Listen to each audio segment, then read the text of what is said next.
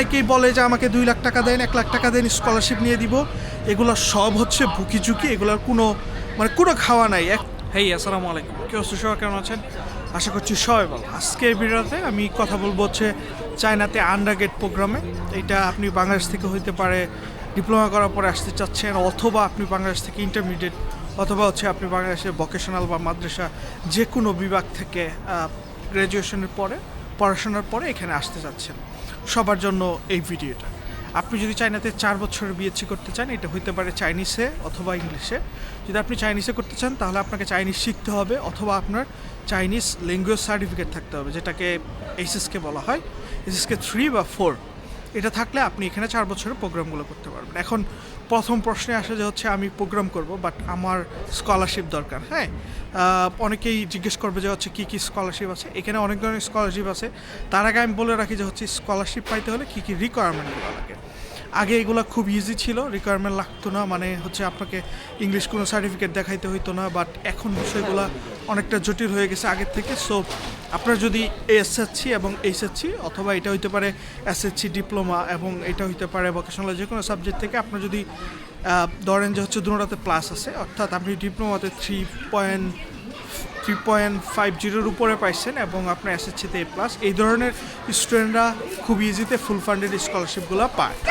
কারণ হচ্ছে আগের থেকে এখন চায়নাতে স্কলারশিপটা অনেকটা টাফ হয়ে গেছে। আগে যেটা খুবই ইজি ছিল, বাট আপনার যদি রেজাল্ট ভালো থাকে তাহলে এখনও প্রায় 5 থেকে 6টা ইউনিভার্সিটি আছে যারা হচ্ছে ফুল ফান্ডেড স্কলারশিপ 4 বছরের জন্য, ওইগুলাতে আপনি ট্রাই করতে পারবেন। এবং অন্যান্য অনেক ইউনিভার্সিটি আছে যারা 1 year স্কলারশিপ দেয় ফুল ফ্রি।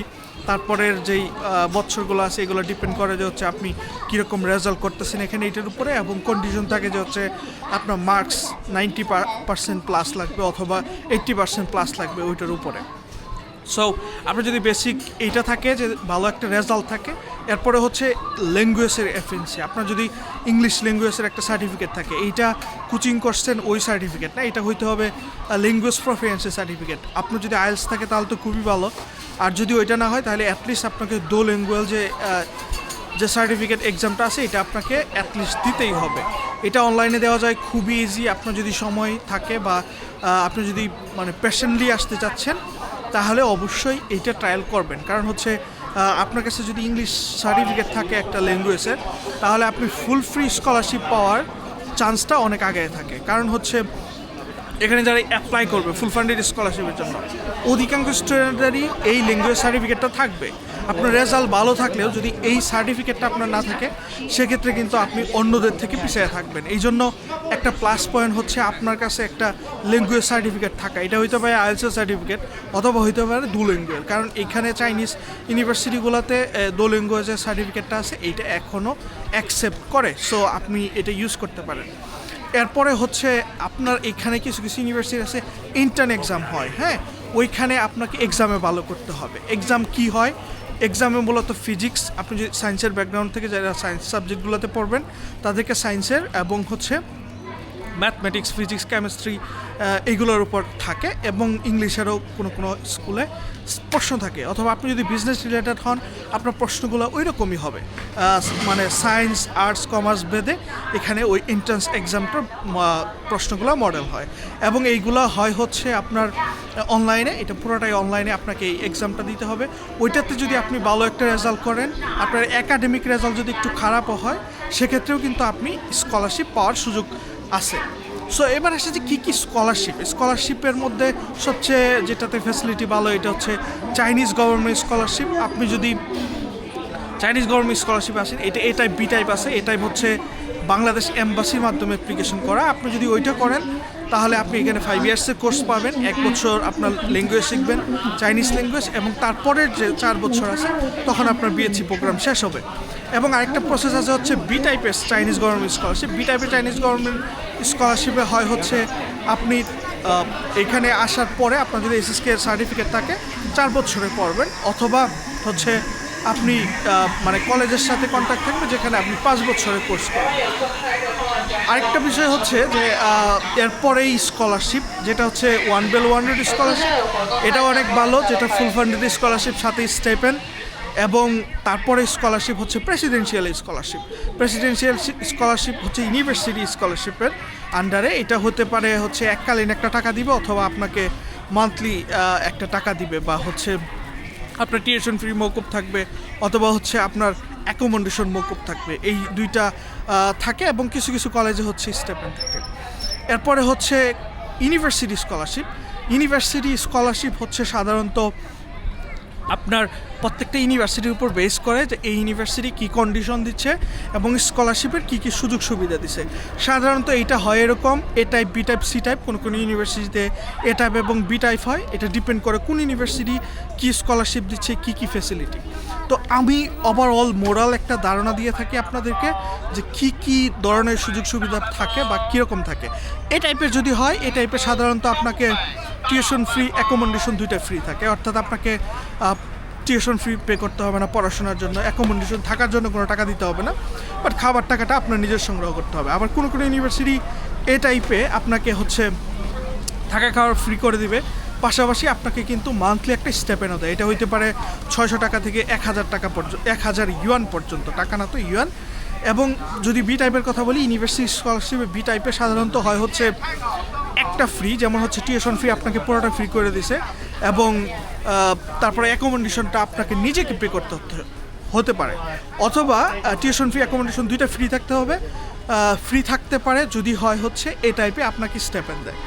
সো তারপরে আসে হচ্ছে যে আপনার আর কোনো ইউনিভার্সিটি আছে যারা হচ্ছে আপনাকে বি টাইপে গিয়ে টিউশন ফি পুরোটাই ফ্রি, বাট অ্যাকোমোডেশন আপনাকে পুরোটা ইয়ারলি পে করতে হবে, এবং আপনি কোনো মান্থলি স্টাইপেন্ড পাবেন না। তারপর যদি আসে সি টাইপে সাধারণত এরকম হয় হচ্ছে আপনার টিউশন ফ্রি পুরাটা ফ্রি, অথবা 70% এবং অ্যাকোমোডেশন পুরাটাই আপনাকে পে করতে হবে। এই ধরনের হচ্ছে সি টাইপে হয়। মানে সি টাইপের স্কলারশিপ মানে হচ্ছে পুরাটাই আপনার মাথার উপরে, আপনাকেই পে করতে হবে মোস্ট অফ দ্য যে কস্ট আছে এইটা। অ্যান্ড এইটা গেল হচ্ছে ইউনিভার্সিটি স্কলারশিপ। এর বাইরে প্রত্যেকটা ইউনিভার্সিটিতেই মানে হচ্ছে আপনার প্রতি বছরে রেজাল্টের উপর ভিত্তি করে বিভিন্ন স্কলারশিপ থাকে। এটা হইতে পারে 10,000 RMB, 20,000 RMB, হইতে পারে 18,000 RMB, বাট এইটা হচ্ছে আপনার ট্যালেন্টের উপরে। এটা খুব বেশি স্টুডেন্টে দেওয়া হয় না। ধরেন 2025 সালের যে রেজাল্ট হয়েছে স্কুলে, সবার উপরে রেজাল্ট ভিত্তিক, তারপর হচ্ছে আপনাকে ডিপার্টমেন্ট ভিত্তিক, এবং হচ্ছে আপনার যেই বছর আপনি অ্যাডমিশন নিচ্ছেন ওই বছর ভিত্তি করে তারা হচ্ছে কিছু স্টুডেন্ট যারা খুব ভালো করে রেজাল্টে তাদেরকে হচ্ছে একটা স্কলারশিপ দেয়।